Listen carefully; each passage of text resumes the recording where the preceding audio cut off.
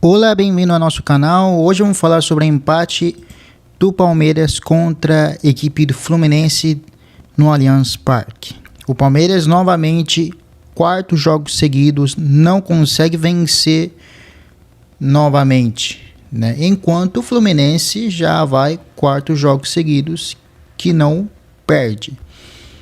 Então, os carioca conseguiu somar ponto em um Allianz Parque, né? A qual o Palmeiras passou 6 meses quase sem ter perdido. Vamos falar de escalação primeiramente. Carlos Miguel, Kelvin, Gustavo Gomes, Murilo, Piquerez, Aníbal Moreno, Emiliano Martinez, Alan, Flaco Lopes, Vitor Roque e Ramon Sosa. A equipe comandada por Luiz Zubeldia entra com o Fábio, Samuel Xavier, Ignácio, Thiago Santos, Freitas, Martinelli, Nonato, Lima, Canóbio, Everaldo, Serna. Bom, a equipe do Fluminense, ele já vinha vencendo o clássico contra o maior rival, que é o Flamengo, né, na rodada anterior.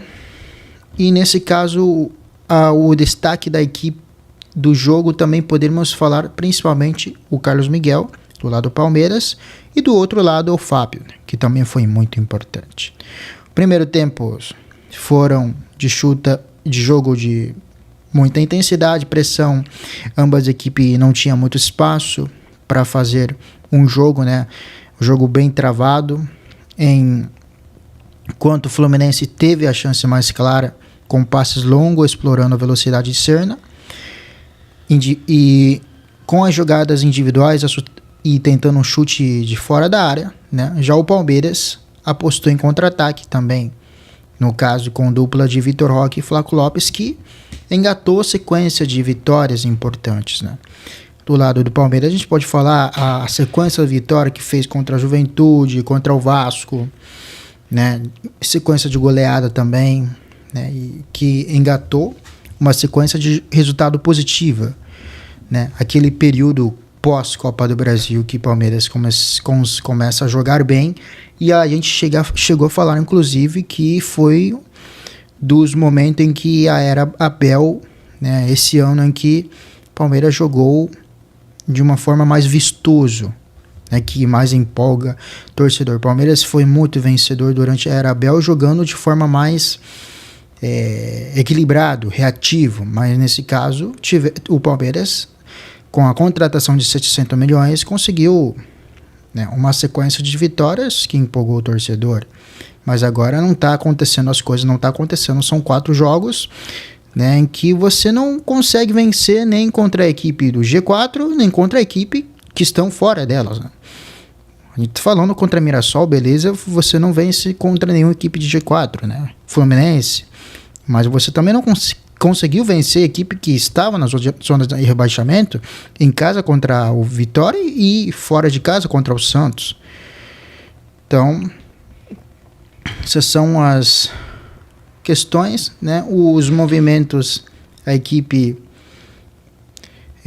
do Palmeiras no primeiro tempo, né, apostou muito nas jogadas pelos lados, né? Ele tentou criar jogadas através, né, com 2 volantes que tinha no meio campo, né? No caso era o Aníbal Moreno, né, e o Emiliano Martinez, com a ausência do Andrés Pereira, que é o meio campo organizador de jogada.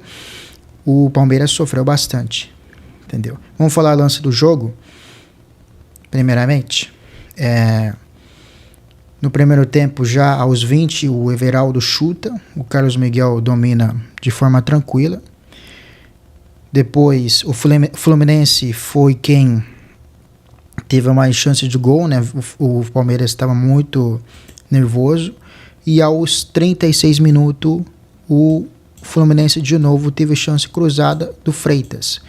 O Freitas, que o Palmeiras apostou muito em criação de jogada com os volantes, e o Alan pela direita, né? Jogada pelas alas através do Alan e pelo Kelvin, ambos apostando na velocidade, e nesse caso o Freitas foi muito bem, mesmo já tomando o cartão. Freitas marcou muito bem o Alan. Depois o Abel, no segundo tempo, ele tenta encaixar Alan no meio e Veiga, e com a entrada do Bruno Fux as coisas melhoram. O Palmeiras começa a ter mais ritmo de jogo. Aos 36, o Flaco Lopes faz uma jogada do meio campo até o ataque e chuta para fora da área. O Fábio responde muito bem. O Fábio foi muito bem no jogo. No Flaco Lopes recuperou a confiança, né? Já está tentando jogada mais ousada, né? O Palmeiras carece de jogadas coletivas, né? Depois teve um lance e um passe para o Nonato do Martinelli. O Gustavo Gomes trava na hora certa, né? Já no segundo tempo o Palmeiras colocou o Bruno Fux, né, e Veiga, que melhora a situação no jogo, né? A gente sabe que o Maurício, a gente sabe que o Emiliano Martins e a Aníbal Moreno são jogadores não de criação, são jogadores de marcação. O Maurício é um jogador que consegue fazer elemento surpreso, né, de inversão de jogadas de um lado para o outro, mas não é um jogador que consiga fazer criação como Veiga, como Andreas Pereira, né? O Palmeiras estava muito nervoso, jogadas individuais, carece de jogadas coletivas. O Palmeiras entrou no jogo nervoso. Eu não sei se a derrota contra Santos e a não vitória contra a Vitória, e a derrota já desde o começo contra Mirassol, depois da virada histórica contra o próprio LDU, as coisas não aconteceram. A situação no Palmeiras é preocupante, porque o Palmeiras já não vem jogando há muito tempo, né? Você tem aquela sequência de vitórias contra o Vasco, contra a Juventude, né, que o Palmeiras começa a tirar vantagem na liderança. Aí você for ver a vitória contra São Paulo no Clássico, foi um escândalo de arbitragem. Aí você for analisar também no jogo contra a LDU, que você tem que fazer uma virada histórica, você teve um primeiro tempo horrível. Aí você for analisar o desempenho do Palmeiras nos últimos jogos, tem sido fraco, aonde investindo 700 milhões você não consegue vencer nenhum time do G4. E nos últimos 2 jogos você não consegue vencer contra 2 equipes que estavam em zona de rebaixamento, entre elas Santos e Vitória. Palmeiras parecia uma equipe que estava muito nervoso, e o engraçado é que teve um lance do Flaco Lopes, né, que ele teve chance de achar o Vitor Roque sozinho e ele tenta finalizar a jogada. Eu vejo que muitos jogadores estão jogando de forma individual. Parece um jogo entre amigos, em onde cada um pega a bola e olha para o gol e tenta driblar e fazer algo diferente, né? Não tem aquela jogada coletiva entre o Flaco Lopes e Vitor Roque ao longo da temporada, que encantou o torcedor, né? Pelo que eu vejo. É isso, o nervosismo conta, né? Eu não sei se a data FIFA atrapalhou também. Alguns titulares não vêm jogando alguns jogos. Então foi isso. E o Fluminense teve chance, tá? O Fluminense poderia, se apertasse um pouco, fazer um gol. Teve um lance do Canóbio que bate na trave, né? O lance muito bem do Canóbio, que chuta da fora da área e bate na trave. Bola quica, né, pelo travessão e acaba saindo. Depois o Fluminense teve outra chance do Canóbio, né, que Carlos Miguel acaba defendendo. Embora o Palmeiras tenha melhorado com a entrada do Fux e Veiga, o Fluminense conseguiu mais explorar os espaços com o contra-ataque, né? E Veiga teve um lance, bola longa para o Vitor Roque, tentando fazer jogada individual, cortando para o meio, e a bola chuta de fora, né? A deslocamento do Alan pela direita, pelo Kelvin, no primeiro tempo, o Palmeiras não tinha muita criação no jogo. O primeiro tempo foi muito amarrado, né? E ao segundo tempo as coisas tentam melhorar, com o Fuchs tentando fazer criação. Depois, no reta final, Gustavo Gomes de novo fazendo o papel de centroavante, né? E o Vitor Roque tentando pegar a bola e resolveu sozinho. Eu vejo que os jogadores entraram muito nervosos. E aos 30 minutos o torcedor sentiu isso, né? Depois teve um lançamento longo, né? E o chute, de novo, Carlos Miguel defende o chute do Fuentes, grande lançamento do Lima. O Fluminense perdeu, não tem alguns jogadores importantes, né? O Fluminense, como o caso do Lúcio Costa, o melhor jogador do Fluminense, e depois tem um lance do Piquerez, de falta, bate para fora. Então, assim, Palmeiras tentando alguma jogada de bola parada, e pelo abafa, né, fazendo o chutão para frente, cruzamento na área, né, depois com a entrada do Giai, tentando cruzar, e teve até um chance pelo abafa, o chute do Veiga, que a bola sai desviada. Então, assim, praticamente o Palmeiras está de novo seu quarto jogo sem vencer. Já enfrentou contra equipes de G4, perdeu. Jogou contra equipes de zona de rebaixamento e perdeu. E outra, né, vejo que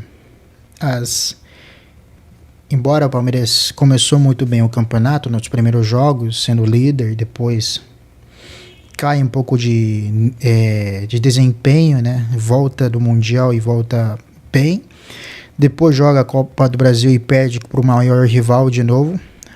Indo mal, sendo dominado totalmente, amassado nos 2 jogos na Copa do Brasil. Depois passa uma sequência, o Palmeiras recupera e dá uma sequência positiva de goleada contra os adversários, e agora de novo cai de novo de nível, cai de novo o desempenho dos jogadores. O Felipe Anderson até hoje não tem provado a sua contratação. Facundo Torres também não mostrou o seu nível. Bruno Fux até que entrou muito bem, né? Depois, na reta final dos últimos 15 minutos, você vê o Palmeiras sentando o chuveirinho na área, cruzamento, Gustavo Gomes vai para a área e a gente tenta achar um gol, né? É isso que falta, né? A equipe não tem muito jogo coletivo. E muita gente fala da rivalidade do Flamengo-Fluminense, né?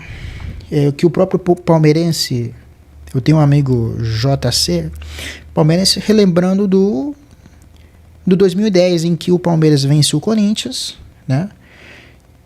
E não quer dizer que entregou, né? Porque entregar é coisa de torcedor. O torcedor ficou feliz de ter perdido para o Fluminense, mas aliviou para o Fluminense. O Fluminense foi campeão brasileiro. Acontece a mesma coisa em 2025 agora, né? Que o Fluminense ganha do Flamengo, mas o Palmeiras não faz sua parte. E parte do torcedor do Fluminense queria que Palmeiras vencesse. Mas tem um caso, né? Porque assim, o Fluminense briga pela Libertadores, vaga direta. O Zubeldia também tem uma rivalidade com o Palmeiras há muito tempo. Ele tem uma identificação grande com o São Paulo. Então, os jogadores não vão entregar, né? O São Paulo recentemente jogou também brigando pela Libertadores, fazendo um jogo competitivo contra o Flamengo. Então tem isso.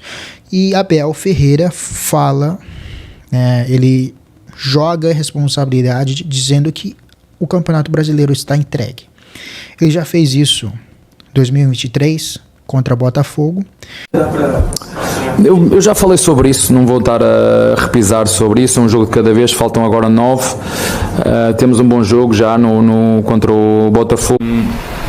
Aquilo que tem que ver com a distância, o Botafogo tem uma margem super confortável para perder jogos e ainda continuar na frente. Não altera nada daquilo que eu disse em relação ao Botafogo. Acho que têm tudo para ser campeões este ano.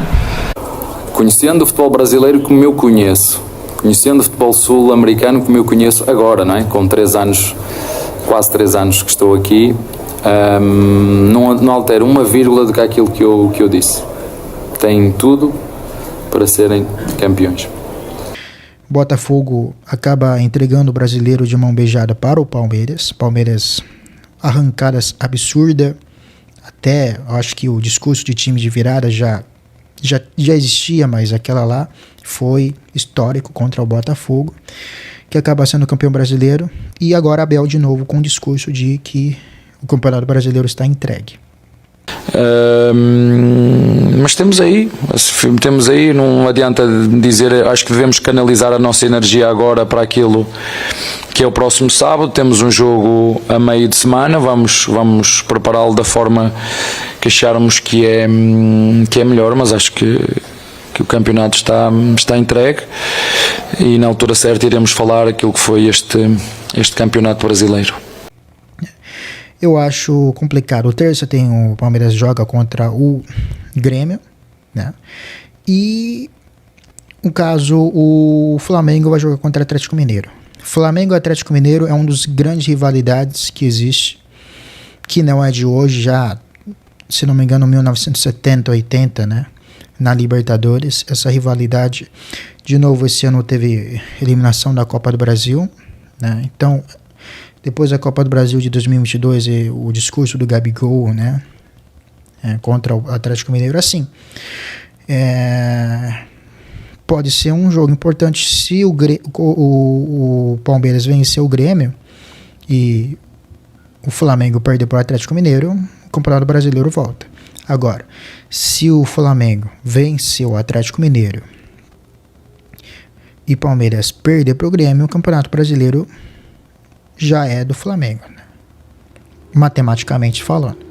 Agora, se o Flamengo ganhar e o Palmeiras empatar, aí tem os outros dois jogos, né? E outros dois jogos, matematicamente, o saldo de gols do Flamengo é superior, né? De 50, literalmente, e o Palmeiras 29, né? Então, o Flamengo agora está com 79 e o Palmeiras tem 76. O Flamengo precisa somente ganhar 2 jogos para ser campeão brasileiro. Então, assim, é um campeonato que estava na mão do Palmeiras, né? Querendo ou não, se você for analisar. É pelo adversário, se você também for ver, né? Vamos tirar a Fluminense, que está uma fase boa, né? Mirassol, você poderia, né, tá invicto em casa, mas Santos vitória. E o próprio Fábio fala, hein? Teve torcedor palmeirense cobrando, né? Vocês não têm rivalidade com o Flamengo? Lembra de 2010, né? O Fábio mesmo fala, vocês perderam pro Santos, né? Isso aqui é o quê? É um discurso do Fábio com o torcedor lá no gramado, no final do jogo, né?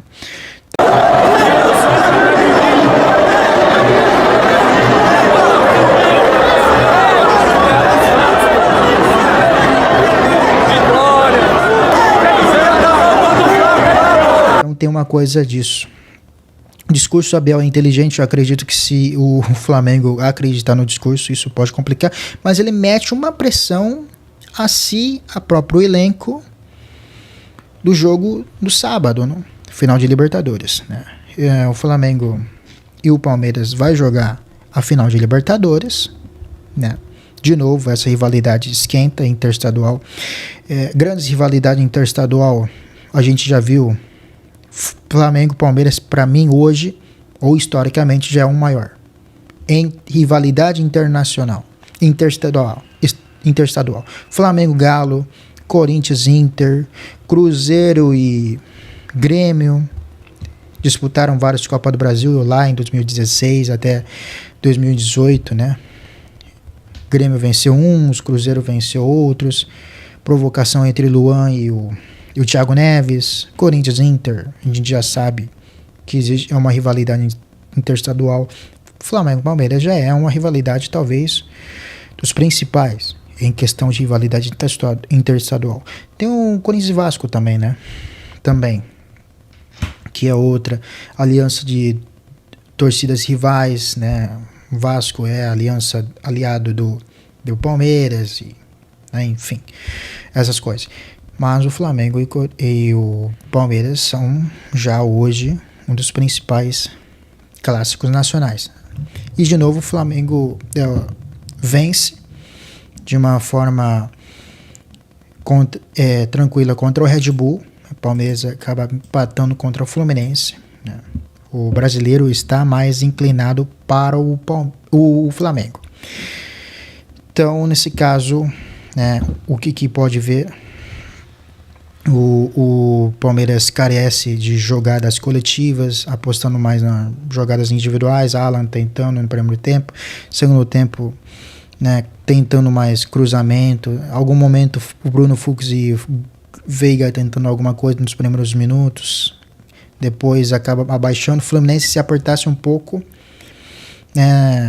poderia ter feito gol tranquilamente, teve melhores chances. Então é isso, né? E agora o Abel, com esse discurso, eu não sei se ele realmente acredita nisso, né? Porque uma equipe que investe 700 milhões, perde o título estadual contra o maior rival, né? Perde Copa do Brasil contra o maior rival. Brasileiro, você larga a mão. E se você perder